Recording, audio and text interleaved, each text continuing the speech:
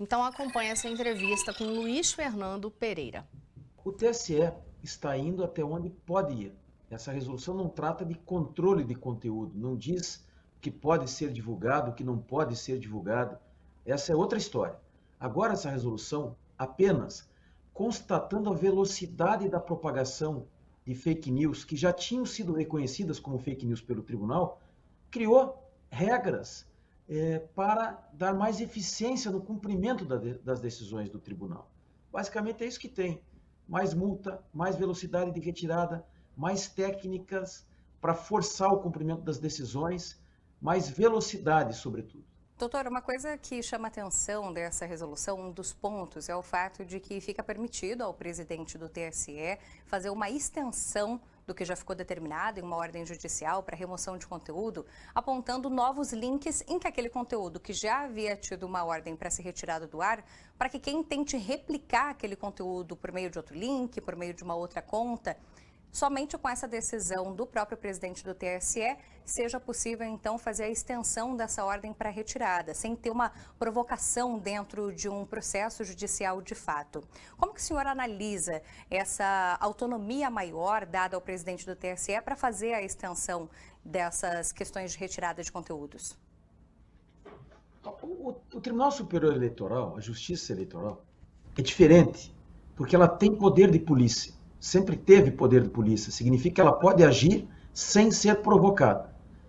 Se um partido político, um candidato, submete ao TSE uma determinada propaganda, sustentando que aquilo é sabidamente inverídico, fake news, e o TSE decide que sim, aquela propaganda é ilícita, depois ele não precisa ser provocado de novo para coibir a veiculação, a divulgação, a disseminação em massa. Isso aí já era possível, agora a resolução deixou de forma explícita essa capacidade que o TSE tem que ter de evitar que aquilo que ele já reconheceu como ilícito seja propagado. Então não se trata de nada realmente novo. O TSE apenas explicitou que vai agir por conta própria, que já está autorizado a agir pelo seu poder de polícia, evitando que aquele conteúdo que já foi considerado ilícito continue a ser disseminado. Bom, então pelo que a gente está conversando aqui, me parece que essa resolução ela acaba deixando de forma explícita, determinada por meio de uma resolução, outros entendimentos, inclusive ações do próprio TSE que a gente já viu acontecer na prática. É isso mesmo ou há algo nessa resolução que é de fato novo, que a gente ainda não tinha visto acontecer dentro dos julgamentos, dentro das decisões do Tribunal Superior Eleitoral? Não há nada nessa resolução, eu li a resolução, que extrapole os poderes que o TSE já tinha, os poderes que o TSE tem.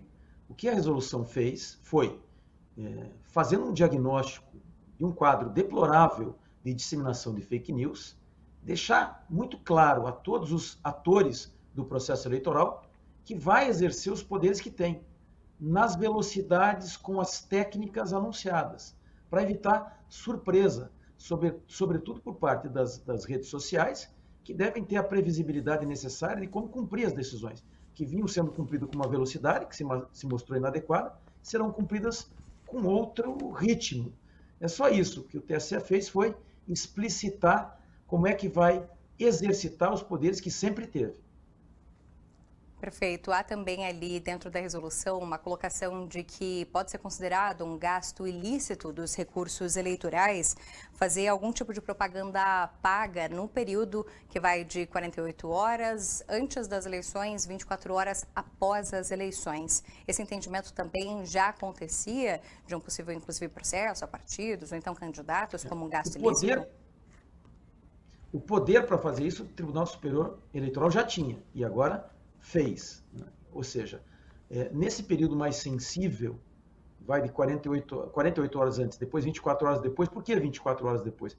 Porque é o período que pode haver os ataques às urnas eletrônicas, que é o que está vedado pela resolução de propaganda. Você não pode atacar a urna eletrônica a partir de fato sabidamente verídico. Isso aconteceu nas últimas eleições. Então, o que você quer retirar, que nesse período mais sensível, que antecede, depois o período posterior à eleição, você patrocine disseminação de fake news. Então, você veda qualquer tipo de patrocínio nesse período mais sensível. O TSE Podia ter feito isso antes, fez agora, fez ainda em tempo. Perfeito. Bom, então, pelo que a gente está conversando aqui, doutor, acredito que você analise como positiva essa resolução. Algo que está mais explícito, mais determinado e que já havia, dentro das possibilidades do TSE, fazer o cumprimento de tudo isso que está estabelecido por aqui. Olha, eu acho que é fundamental, nesse momento delicado em que nós vivemos, entender que são duas discussões que estão acontecendo no TSE e elas não se confundem. Uma, que aconteceu sobretudo nessa semana, que é o filtro que o Tribunal Superior Eleitoral está fazendo de determinadas propagandas, classificando-as como fake news. Há muitas críticas em relação a esse filtro do TSE. Isso não tem nada a ver, rigorosamente nada a ver com a resolução de hoje. A resolução de hoje diz, a partir do momento que nós aqui do TSE reconhecermos que determinada notícia é sabidamente inverídica, é ilícita, nós temos que criar técnicas eficientes para fazer cumprir essa decisão. E a resolução de hoje trata apenas de técnicas para fazer cumprir, com mais eficiência e velocidade, as decisões do TSE. Então, nós não devemos confundir uma coisa com a outra, porque isso acaba, muita gente já tem feito isso, criticando essa resolução como se ela tivesse a ver com o debate sobre controle de conteúdo. Não tem nada a ver. Aí é apenas técnicas para melhorar a eficiência e a velocidade no cumprimento das decisões do TSE. Doutor, considerando essa questão do próprio tribunal de identificar que algum conteúdo é sabidamente inverídico, que se trata de uma desinformação, algo tirado do contexto, é possível que o tribunal, a partir dessa resolução, ou até mesmo do poder que o tribunal já tem, ao verificar, por exemplo, naqueles sistemas de checagem de desinformação, que fazem o fato ou fake, essa verificação sobre diversas notícias que rodam as redes sociais, se a partir dessas verificações já feitas por veículos de comunicação, por exemplo, ele já pode determinar, então, a retirada desse conteúdo sem que haja essa provocação de algum processo judicial de fato? Não, isso não é possível. Pergunta muito inteligente. E esse, quem sabe, seja um ponto importante a ser compreendido. A resolução não autoriza que o TSE, sem ser provocado, colha uma determinada notícia e, exercendo seu poder de polícia, defina que não pode ser divulgada e, com isso, aplique todas essas técnicas novas da resolução. Não. Essa resolução apenas permite que o tribunal haja de ofício, ou seja, atue sem ser provocado, em relação às decisões que já tenham sido tomadas. Então, a partir dessa resolução, para sintetizar, o TSE continua tendo que ser provocado para dizer se uma notícia é falsa ou não é falsa.